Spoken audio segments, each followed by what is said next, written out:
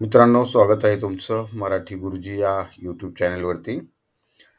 अक्षर भारती मराठी इयत्ता 9वी या पाठ्यपुस्तकातील प्रत्येक पाठावर आणि कवितेवर आधारित स्वाध्यायातील प्रश्न, त्याचबरोबर पाठावरती आणि कवितेवरती आधारित अतिरिक्त महत्त्वाचे प्रश्न यांची मालिका घेऊन आपण आलेलो आहोत. आणि आज आपण सखू आजी हा जो पाठ 8वा राजन गवस यांनी लिहिलेला, या पाठावरती आधारित अतिरिक्त महत्त्वाचे प्रश्न आणि त्यांची उत्तरे हा भाग पाहणार आहोत.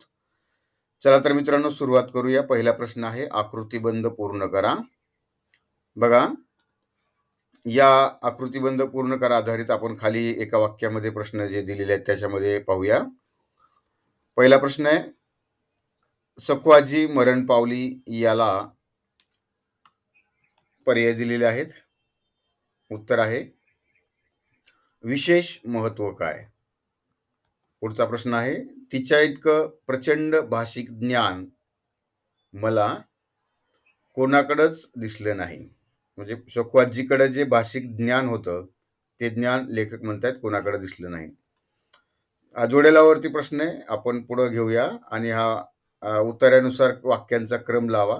पहिला जो पॅरेग्राफ आहे, या पहिल्या पॅरेग्राफवर आधारित काही वाक्य घेतलेली आहेत आणि त्या वाक्यामध्ये कुठली घटना अगोदर झाली ह्या क्रमानुसार वाक्य लावायचे.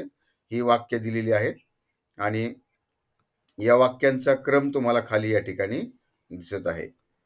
पुढे बघा, या पहिल्या उत्तरावरती आधारित एका वाक्यात की अतिशय महत्त्वाचे असे प्रश्न आहेत. आपण प्रत्येक घटकाचा विचार करून प्रश्न या ठिकाणी तयार केलेले आहेत. सखू आजी परवा वारली ही गोष्ट लेखकाला सांगण्या इतपत महत्त्वाची का वाटत नाही.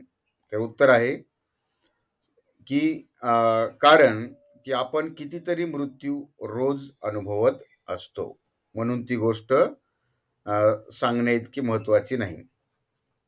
पुढचा प्रश्न आहे, लेखकाला सखू आजी कविता वाटण्याचं कारण काय आहे. कारण काय आहे की सखू आजी एक नेहमी कविता वाटते, कारण ती कवितेत बोलते आणि कवितेत जगते, म्हणून ती लेखकाला कविता वाटते. आता बघा, रिकाम्या जागावरती आधारित प्रश्न आहे, सखू आजीचा मृत्यू मला डॅश डॅश करून गेला. रिकाम्या जागी या कंसातला योग्य शब्द याचा वापर करायचा आहे आणि ती जागा त्या ठिकाणी पूर्ण करायची आहे. तर काय आहे उत्तर, खोलवर जखम करून गेला. हे सखू आजीच्या जाण्यामुळे लेखकांना खूप दुःख झालं होतं. पुढचा प्रश्न आहे, सखू आजी डॅश डॅश जाताना कोणी सहज म्हटलं, आजी कुठं चाललीस. तर बघा, या रिकाम्या जागी काय येणार आहे की बघा, गल्लीतून जाताना जर कोणी काय म्हटलं, कुठं चाललीस. पुढचा तिसरा प्रश्न आहे, मला सखू आजी नेहमीच एक डॅश डॅश वाटते. पर्याय दिलेले आहेत आणि या पर्यायांपैकी योग्य उत्तर आहे कविता. मित्रांनो, बारकाईने जर तुम्ही या सगळ्या व्हिडिओ व्यवस्थित पाहिला तर तुम्हाला या पाठावरती आधारित कुठलाही इतर अभ्यास करण्याची आवश्यकता लागणार नाही असं मला तरी वाटतं आणि निश्चितच गरज लागणार नाही. सहसंबंध लिहा, पुढचा प्रश्न आहे. त्याचबरोबर आता शब्द समूहासाठी एक शब्द चौकटीत लिहा. वयस्कर स्त्री, ज्याला म्हातारी असं म्हटलं जातं. पुढे आहे भाषाविषयक ज्ञान म्हणजेच भाषिक ज्ञान म्हणजेच भाषेचं ज्ञान. जवळच्या नात्यातील माणसं, त्याला आपण रक्ताची माणसं असं म्हणतो. पुढचा प्रश्न आहे, विधान दिलेलं आहे आणि त्या विधान पूर्ण करण्यासाठी कुठलं कारण योग्य आहे ते पर्यायामधून निवडायचंय. प्रश्न आहे, मला सखू आजी नेहमीच एक कविता वाटते, कारण बघा, ती कवितेत बोलते, कवितेत जगते. कोणते लिहा. हाड गेली वड्याला, बघा माझ्या मड्याला, असं बोलणारी कोण बोलत होती असं, तर ती होती सखू आजी. आणि प्रचंड भाषिक ज्ञान असलेली व्यक्ती ती होती सखू आजी. पुढचा प्रश्न आहे, चुकी बरोबर ते लिहा. मला सखू आजी नेहमीचाच एक कोड वाटते. बघा, कोड हा शब्द चुकीचा आहे, कारण कविता हे उत्तर आहे. म्हातारी कोणाशीही बोलत नाही. बघा, हे देखील वाक्य चुकीचं आहे, कारण म्हातारी सगळ्यांशी बोलायची. पुढचा प्रश्न आहे, सर्वात अधिक भाषिक ज्ञान आजीकडंच दिसलं आणि हे विधान अगदी बरोबर आहे. पुढचा प्रश्न आहे मित्रांनो, कोण कोणास म्हणालं? याच्यावरती आधारित पुढे आपण एका वाक्यामध्ये प्रश्न घेतलेले आहेत. लेखन नियमानुसार हे आपल्याला प्रश्न येत नाही परीक्षेला, म्हणून आपण पुढे जातोया. 2 सर्वनामं वाक्यामध्ये आलेली, ती, माझ्या आणि मला. सर्वनाम म्हणजे काय? तर नामाबद्दल म्हणजे नामाच्या ऐवजी येणारा शब्द म्हणजे सर्वनाम. म्हणजे नामाचा वाक्यामध्ये येणारा वारंवार उल्लेख टाळण्यासाठी जो शब्द वापरला जातो त्याला सर्वनाम म्हणतात. पुढे बघा, लिंग बदला, आजोबा, आजी. अधोरेखित शब्दाचा समानार्थी शब्द वापरून वाक्य पुन्हा लिहा, असाही प्रश्न आपल्याला परीक्षेत येतो. आणि प्रश्न आहे, असा प्रश्न कोणीही उपस्थित करू शकेल. प्रश्न या शब्दाचं समानार्थी शब्द सवाल. पुढचा प्रश्न आहे, विरुद्धार्थी शब्द जीवन, मृत्यू. बघा, निंदा, स्तुती, अनुपस्थित, उपस्थित आणि लांबची, जवळची. विरुद्धार्थी शब्दाला देखील आपल्याला 2 मार्काचा प्रश्न असतो. पुढे बघा, अनेकवचनी शब्द, जाती आणि याचं एकवचन होतं जात म्हणजे कास्ट. माणसं, बघा हे 2 शब्द या ठिकाणी अनेकवचनी आलेले आहेत आणि याचं माणसं या शब्दाचं एकवचन काय होतं? माणूस. मन पूर्ण करा, अडगेली वड्याला, बघा माझ्या मड्याला. पुढचा प्रश्न आहे, वाक्यप्रचारांचा अर्थ आहे. वाक्यप्रचार आहे पोळी वाढणे. अर्थ काय होतंय? रिकामेपणा निर्माण होणे, पोकळी वाढणे, सॉरी. आणि वाक्यामध्ये उपयोग केलेला आहे बघा, आईच्या जाण्याने शकूच्या आयुष्यातील पोकळी वाढत गेली. अशा प्रकारे जो आपल्याला कंसामध्ये दिलेला वाक्यप्रचार असतो त्याच वाक्यप्रचाराच्या अर्थाचं वाक्य आपल्याला खाली दिलेलं असतं आणि त्या वाक्यप्रचाराचा त्या जागेवर उपयोग करायचा असतो. काळ बदला, प्रस्तुत वाक्याचं भूतकाळ करायचंय. मला सखू आजी नेहमीच एक कविता वाटते. बघा, याचं भूतकाळी वाक्य, मला सखू आजी नेहमीच एक कविता वाटायची. बघा, वाटते या क्रियापदावरून वाटायची हे भूतकाळी क्रियापद घेतले. काळ ओळखा, पण प्रत्येक जण तिच्याशी बोलायचा प्रयत्न करतो या क्रियापदावरून आपल्याला लक्षात येते की हा वर्तमान काळ आहे. मित्रांनो, प्रस्तुत आपल्याला 9वी आणि 10वी CBSEच्या शाळांमध्ये असणाऱ्या मराठी विषयासाठी जे 20 मार्काचं व्याकरण आहे त्या व्याकरणाच्या प्रत्येक घटकावरती आधारित अगदी बारकाईतल्या बारीक गोष्टीकडे लक्ष देऊन आपण त्या प्रत्येक घटकाचे व्हिडिओ बनवलेले आहेत. ते सुद्धा तुम्ही चॅनलवर भेट देऊन पाहू शकता. पर्यायी शब्द म्हणजे समानार्थी शब्द, अनुभूती, अनुभव, कमतरता, पोकळी, सवाल, प्रश्न, काव्य, कविता. पुन्हा बघा, स्वमतावरती आधारित प्रश्न आहे. हा प्रश्न अशा प्रकारचे आपल्याला 3 मार्कासाठी परीक्षेत विचारले असतात. प्रश्न आहे, तुमची आजी व सखू आजी यांच्या स्वभावातील साम्यस्थळ सांगा, म्हणजेच सारखेपणा सांगा. तर प्रश्नाची प्रस्तावना करायची आहे की प्रस्तुत सखू आजी या पाठामध्ये लेखक राजन गवस यांनी सखू आजीचे वैशिष्ट्य स्पष्ट केलेली आहेत. आणखी तुम्ही वेगळ्या भाषेमध्ये सुद्धा प्रस्तावना करू शकता. उत्तर बघा, स्पष्टीकरणासाठी, माझी आजी व सखू आजी यांच्यात फारच साम्य आहे. दोघी वृद्ध आहेत, वृद्ध म्हणजे म्हाताऱ्या. माझ्या आजीचाही चेहरा सुरकुत्यांनी भरलेला आहे, म्हणजे जसा सखू आजीचा आहे. माझ्या आजीचंही शरीर वाकून कमान झालेलं आहे, जसं सखू आजीचं शरीर आहे तसं. माझ्या आजीचंही भाषिक ज्ञान प्रचंड आहे. बोलताना जुन्या म्हणींचा ती उपयोग करते, जसं की माझं नाव ममती आणि मला काय कमती. सखू आजी प्रमाणेच माझी आजी काय बोलते हे लोकांना अनेक वेळा कळतच नाही, कारण तिच्याजवळ परंपरागत असलेल्या म्हणींशी आधुनिक काळातील लोक तितके परिचित नाहीत. सखू आजीप्रमाणे काठी टेकत टेकत ती सगळीकडे हिंडते. हिंडणे म्हणजे फिरणे. आणि रस्त्यात जो भेटेल त्याच्याशी संवाद साधते. तर अशा प्रकारे सखू आजी व माझी आजी यांच्यामध्ये या साम्यपणा असलेल्या गोष्टी आहेत. पुढचा प्रश्न आहे, आकृतीबंध पूर्ण करा. याच्यावरती आधारित आपण एका वाक्यात रिकाम्या जागा याच्यामध्ये शब्द घेतलेले आहेत, म्हणून आपण डायरेक्ट त्या प्रश्नाकडे जाऊया. पुढे बघा, वाक्यांचा क्रम लावा. जी घटना आधी घडलेली आहे हे 4 वाक्य आहेत. त्याचा उत्तरासाठी तुम्ही इथं पाहू शकताय. पुढच्या प्रश्नाकडे जाऊया आपण. बघा आता, आजी शेतातल्या कोणाची गोष्ट सांगायची? तर आजी शेतातल्या देवाची गोष्ट सांगायची. लेखकाचा कोणता प्रश्न अजूनही अनुत्तरित आहे? म्हणजे लेखकाला कोणत्या प्रश्नाचं अजून उत्तर मिळालेलं नाही? तर त्याचं उत्तर बघा, आजीनं सांगितलेल्या काही गोष्टींपैकी एकच गोष्ट मेंदूत कशी रुतून बसली? म्हणजे आजीनं लेखकाला अनेक गोष्टी सांगितल्या, तर त्या गोष्टींपैकी फक्त एकच गोष्ट त्यांच्या मेंदूत का रुतून बसली? त्या प्रश्नाचं उत्तर लेखकाला अजून मिळालं नाही. रिकाम्या जागी योग्य शब्द वापरून जागा पूर्ण करा. कधीतरी आपल्या स्वप्नातला डॅश डॅश नागिन घेऊन जाईल आणि आपल्याला हे स्वप्न पडायचं बंद होईल. आणि उत्तर आहे साप. पुढचा प्रश्न आहे, गाव घरतीला सपान धरतीला सरती डॅश डॅश माती हराकली. धरती दुआपली. आजीची डॅश डॅश कधी कधी आठवडा आठवडा चालायची. काय उत्तर आहे? गोष्ट. बघा आता पुढचा प्रश्न आहे, बघा, योग्य पर्याय निवडून विधान पूर्ण करा. डोळे टक्क उघडे पडायचे.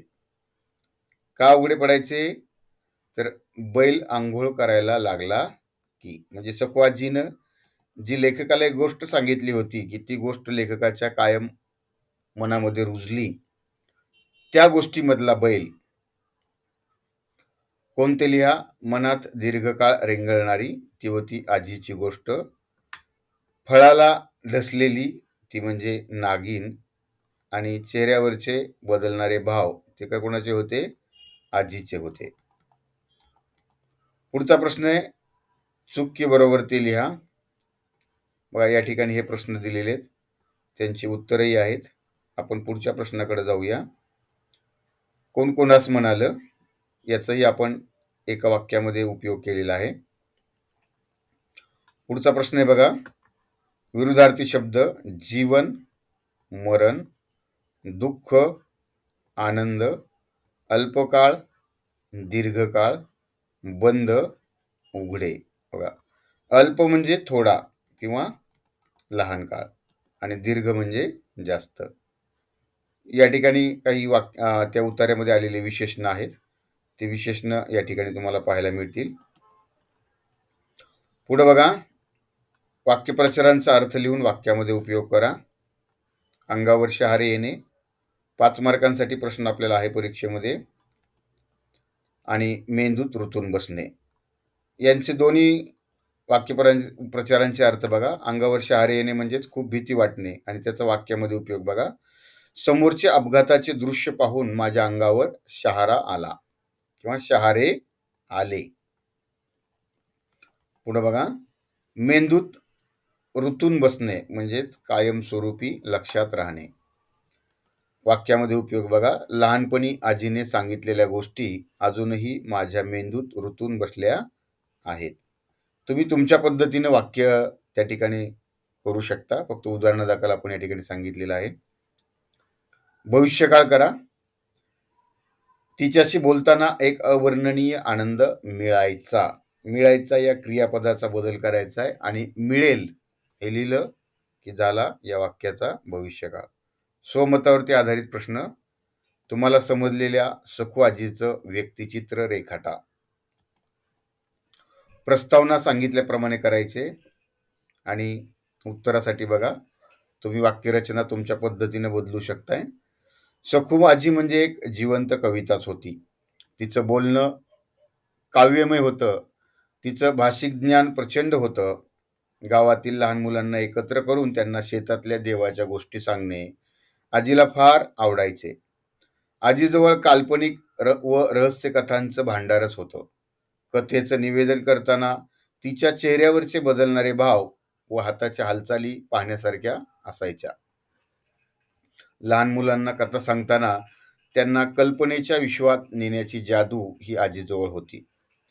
कथेतील एखादा भाग व्यवस्थित कळला नाही व कथेतील एखाद्या भागाचा अर्थ आजीला कधी विचारला तर ती थातूरमातूर असं काही बोलायची की ज्याचा अर्थच कोणाला कळायचं नाही. तर हे अशा प्रकारे तुम्ही सुखवाजीची व्यक्तिरेखा त्या ठिकाणी स्पष्ट करू शकता.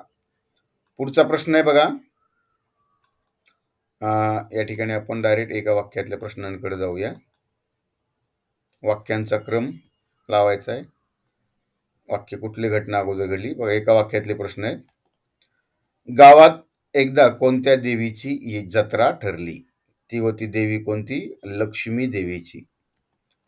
पुढचा प्रश्न आहे. सखवाजी गावातल्या आयाबाया गोळा करून कोणाच्या घरात आली किंवा कोणाच्या घरी आली? तर ती लेखकांच्या घरी आली. गावचा सरपंच कसा होता? कसा म्हणजेच तो अंगठेवाला होता. अंगठेवाला म्हणजे लक्षात आलं असेल तुम्हाला, तो अंगठे बहाद्दर होता, म्हणजेच अशिक्षित होता. पुढचा प्रश्न. म्हातारीचा गोतावळा म्हणजे काय? तर गाव म्हणजेच म्हातारीचा गोतावळा होता. गोतावळा म्हणजेच नातवळा है ना. पुढचं बघा. रिकाम्या जागी योग्य शब्द भरायचा आहे. अशात सातबा डॅश डॅश पोरगा वावग वागला. वावग म्हणजे गावचा जो नियम होता की इडं पडल्यानंतर गावातली चाकबंदी झाली होती. इडं पडल्यानंतर चाकबंदी झाली आणि गावातली वस्तू बाहेर जाऊ द्यायची नाही आणि बाहेरची वस्तू आत येऊ द्यायची नाही. तर या नियमाला कोण वावग वागला? तर सातबा घोरपड्यांचा पोरगा. हे उत्तर आहे. पुढचं बघा. डॅश डॅश गावाला भीती होती. कोणाची होती? आजीची, म्हातारीची, देवीची, मास्तरांची. तर मित्रांनो, या ठिकाणी तुम्ही म्हणाल की आजीची हे बरोबर नाही का? पण आपल्याला पाठ्यपुस्तकामध्ये ओळींमधील जे उत्तर आहे तेच त्या ठिकाणी अपेक्षित असतं आणि उत्तर आहे म्हातारीची. पुढचा प्रश्न. आमच्या भागात तेव्हा डॅश डॅश वर्ग जोरात होते आणि ते वर्ग होते प्रौढ साक्षरतेचे. लक्षात घ्या हा शब्द, नाहीतर काही जण काय म्हणतील की साक्षरतेचे है ना, बाल साक्षरतेचे, स्वच्छता अभियानाचे. तर उत्तर काय आहे? प्रौढ साक्षरतेचे. पुढचा प्रश्न आहे तो वरती आपण घेतलेला आहे बघा. या ठिकाणी आता कारण लिहायची की म्हातारीनं गावच्या बायका गोळा करून त्याला ड्रेसवर ओवाळलं. बघा, कारण काय होतं? कारण गावातल्या चोपडा यांचा पोरगा पहिल्यांदाच पोलीस झाला होता, म्हणून आजीनं त्याला ड्रेसवर ओवाळलं. ड्रेसवर म्हणजे त्याच्या युनिफॉर्मवर. म्हातारीनं बघा याचं उत्तर सांगितले आपण. पुढचा प्रश्न आहे. सातबाच्या पोराला कोणीच काही बोललं नाही. सातबाच्या म्हणजे सातबा घोरपड्यांच्या पोराला. कारण म्हातारीची गावाला भीती होती. कारण म्हातारीनं काय वाक्य बोलली होती त्या ठिकाणी म्हातारी? की पोरग मांडीवर घाण केलं म्हणून काय मांडी कापता होय का? अशा प्रकारचं वाक्य बोललं आणि म्हातारीच्या परत शब्दाला कोणी चॅलेंज केलं नाही. आकृतीबंध पूर्ण करा.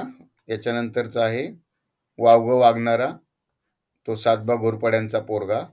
गावाला भीती वाटायची, कोणाची? सखवाजीची. आणि सही पुरता साक्षर झाला. कोण साक्षर झाला? गावचा जो अंगठे बहाद्दर सरपंच होता, तो सही पुरता आजीनं साक्षर केला. बघा, चुकी बरोबर हे वाक्य या ठिकाणी की सखवाजी गावातल्या कोणाच्याही बारशाला, लग्नाला, मैताला जायची नाही. तर हे वाक्य चूक आहे. कारण सखवाजी ही गावातल्या या कार्यक्रमांमध्ये सगळ्यात पुढे अग्रेसर असायची, सगळ्यात समोर असायची. अशात सातबा घोरपड्याचा पोरगा वावग वागला. हे वाक्य अगदी बरोबर आहे. पुढच्या प्रश्नाकडे जाऊया. पुढचा प्रश्न आहे वाक्यामध्ये आलेली नामं. तर ही नामं दिलेली आहेत. सखू, लक्ष्मी, सातबा, पंच, म्हातारी, बायका, सरपंच, दही, आजी, घोरपडे आणि साखर. तर ही अशा प्रकारे वाक्यामध्ये आलेली काही नामं आहेत. समानार्थी शब्द. आपल्याला दुसरा शिक्षक कशाला पाहिजे? तर शिक्षक या शब्दाचा समानार्थी शब्द आहे मास्तर. मग लक्षात घ्या. किंवा गुरुजी. विरुद्धार्थी शब्द मोठा, लहान, आत, बाहेर. 2 मार्कासाठी आपल्याला हा प्रश्न असतो. अनेक वचनी शब्द सगळे, वर्ग. बघा, वर्ग हा शब्द दोन्ही वचनात येतो. एक वर्ग, अनेक वर्ग. आणि सगळे, सगळा. तर पुढे बघा, वाक्यातील काळ ओळखा. तेव्हा मी कॉलेजात होतो. लक्षात आलं असेल तुमच्या पण की होतो या क्रियापदावरून आपल्याला लक्षात येतं की हा भूतकाळ आहे. आता काळ बदला. आपल्याला 2च प्रश्न असतात काळावरती. एकतर बदला किंवा ओळखा. वाक्य आहे, अशात सातबा घोरपड्याचा पोरगा वावग वागला. है ना? आणि त्याचा भविष्यकाळ होईल वावग वागेल. स्वमतावरती आधारित प्रश्न. स्त्री शिक्षणात सावित्रीबाई फुले यांचा वाटा स्पष्ट करा. स्त्री शिक्षणात सावित्रीबाई फुले यांची असणारी कामगिरी. उत्तर आहे, मुलींना देखील समान शिक्षणाचा अधिकार असावा यासाठी समाजातील अनेक स्त्रियांनी काम केलं, जसे सावित्रीबाई फुले. त्यांनी समाजाचा विरोध पत्करून देखील मुलींना शिक्षण देण्याचा आग्रह सोडला नाही. स्वतः शिक्षण घेतल्यानंतर त्यांनी ज्योतिबा फुले म्हणजेच त्यांच्या पतीसोबत इसवी सन 1848 मध्ये पुण्याला शाळा सुरू केली. बघा, पुण्यामधील बुधवार पेठेतील भिडे यांच्या वाड्यामध्ये त्यांनी ही शाळा सुरू केली आणि कालांतराने त्यांच्या शाळेत मुलींची संख्या वाढत गेली आणि त्यांचं स्वप्न पूर्ण झालं. त्यांच्या शिक्षणातील योगदानाबद्दल ब्रिटिश सरकारतर्फे त्यांना गौरविण्यात आलं आणि समाजाला साक्षर करणाऱ्या अनेक स्त्रियांपैकी सावित्रीबाई फुले यांचाही मोलाचा वाटा होता. अशा प्रकारे उत्तर तुम्ही लिहू शकताय. वाक्यरचना तुमच्या पद्धतीनं तुम्ही बदलू शकताय. पुढचा प्रश्न आहे, प्रत्येक गावचा गोतवाळा सांभाळून गेलेलीच असते. कोण? की गावामध्ये एखादी तरी आजी अशा प्रकारे होऊन गेलेली असते. उद्याच्या मुलांची होणारी अडचण कोणती आहे? की आजीची आठवण न सांगता येणे. पुढचा प्रश्न आहे बघा, एका वाक्यात. खालील प्रश्नांचं उत्तर एका वाक्यात लिहा. आजी नसल्याने आता कोणाची अडचण होणार आहे? तर उद्याच्या मुलांची. मित्रांनो, चॅनलवरती नवीन आलेले असाल किंवा चॅनलला आणखीन सबस्क्राईब केलं नसेल तर कृपया चॅनलला सबस्क्राईब करून असंच तुमचं सहकार्य राहू द्या. आणि व्हिडिओबद्दल काही शंका असेल, कुठला भाग समजला नसेल तर कमेंट करून कळवा. आपण निश्चितच त्याच्यातून त्या कमेंट्सला उत्तर देऊन आपण त्याच्यातून काही मार्ग काढू शकतो. पुढचा प्रश्न आहे, एका वाक्यात झाले आता हे रिकाम्या जागा भरा. आता फक्त आजीच्या डॅश डॅश घडलेल्या न घडलेल्या. बघा, दंतकथा. दंतकथा म्हणजे ऐकीव कथा. सखू शिकली सवरली असती, डॅश डॅश जन्मली असती तर कुठं पोहोचली असती? कुठं? शहरात. सखू जर शहरात जन्मली असती तर ती आज कुठं पोहोचली असती. पुढचा प्रश्न आहे, कारणे. आजीला जागाच उरली नाही. कारण कशामुळे? आता गावगाडा बदललेला आहे. पुढचा प्रश्न आहे, आजीला जागाच उरली नाही कारण गावगाडा बदललाय. गाव पोरकं झालं कारण काय झालं होतं? सखू आजी मरण पावली. आजीविना पोरका झालेला. उत्तर आहे गाव. पुढे आहे आकृतिबंध पूर्ण करा. आपण त्याला पुढच्या प्रश्नांमध्ये समाविष्ट केलेला आहे. चूक की बरोबर ते लिहा. आजी गाव सोडून गेल्याने गाव पोरकं झालं. चूक, आजी गाव सोडून गेली नव्हती तर आजी काय झाली होती? मरण पावली होती. अडचण फक्त उद्याच्या मुलांची, हे बरोबर आहे. पुढे बघा, अचूक शब्द लिहा, हे नाही आपल्याला परीक्षेला. समानार्थी शब्द, मृत्यू, मरण, स्मरण, आठवण, नयन, डोळे, जल, पाणी. पुढे बघा, अधोरेखित विरुद्धार्थी शब्दाच्या म्हणजे अधोरेखित शब्दाचा विरुद्धार्थी शब्द लिहून वाक्य पुन्हा लिहा. सुखवाजी शिकली सवरली असती, शहरात जन्मली असती तर कुठल्या कुठं पोहोचली असती. तर या ठिकाणी शहरात या शब्दाचा विरुद्धार्थी शब्द त्या ठिकाणी लिहायचा आहे आणि त्याचं उत्तर आहे गावात. पुढचा प्रश्न आहे, उत्तरामध्ये आलेले 2 अनेकवचनी शब्द आहेत. दंतकथा. बघा, एक दंतकथा, अनेक दंतकथा. पोर आणि त्याचा एकवचनी शब्द आहे पोर. उत्तरात आलेले विशेषण. आणि पुढे बघा आपण या ठिकाणी वाक्यप्रचार आहेत. काबीज करणे म्हणजे मिळवणे. वाक्यामध्ये उपयोग बघा, 2 प्रहर संपेपर्यंत मावळ्यांनी किल्ला काबीज केला म्हणजेच हस्तगत केला किंवा मिळवला. काळ बदला.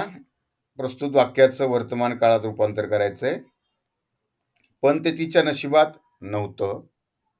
तर याचं वर्तमान काळ काय होईल? पण ते तिच्या नशिबात नाही. स्वमतावरती आधारित शेवटचा प्रश्न आहे मित्रांनो. बघा, बदलत्या गावगाड्यात आजीला जागाच उरली नाही या विधानाबद्दल तुमचं मत स्पष्ट करा. बघा, आता गावाचं शहरीकरण होत चाललेलं आहे. जुन्या मूल्यांच्या जागी नवीन मूल्य प्रस्थापित होत आहेत. प्रेम, आपुलकी व जिव्हाळा यांचं महत्त्व कमी होत चाललेलं आहे. उदारमतवादी दृष्टिकोन लयास जाऊन संकुचित वृत्ती वाढत चालली आहे. आज मुलांना आपल्या आईबाबांनाच सांभाळणं कठीण झालेलं आहे. तेथे आजीला कोण सांभाळणार व कसं सांभाळणार असा प्रश्नच निर्माण झालेला आहे. आजच्या काळातील तरुण पिढी इतकी स्वार्थी झालेली आहे की त्यांना स्वतःशिवाय इतर कोणीच दिसत नाही. आजच्या मुलांना आजीजवळ बसून जुन्या गोष्टी ऐकाव्या वाटत नाहीत, कारण त्यांच्या हृदयात आजीबद्दल प्रेमच नाही. आजी म्हणजे घरातील एक अडगळ होय. ती एक अडचणच होय. तिचं दुखणं, सवरणं व तिची सेवा करायला आज कुणालाच आवडत नाही. म्हणून बदलत्या गावगाड्यात आजीला जागाच उरली नाही. तर मित्रांनो, असे हा अतिरिक्त प्रश्नोत्तरांची जी मालिका आहे तो सादर करणारा व्हिडिओ या ठिकाणी संपला. मित्रांनो, चॅनलला सबस्क्राईब केलं नसेल तर कृपया चॅनलला सबस्क्राईब करा आणि हा व्हिडिओ जास्तीत जास्त आपल्या मित्रांकडे शेअर करा. लवकरच भेटूया पुढच्या व्हिडिओमध्ये. धन्यवाद.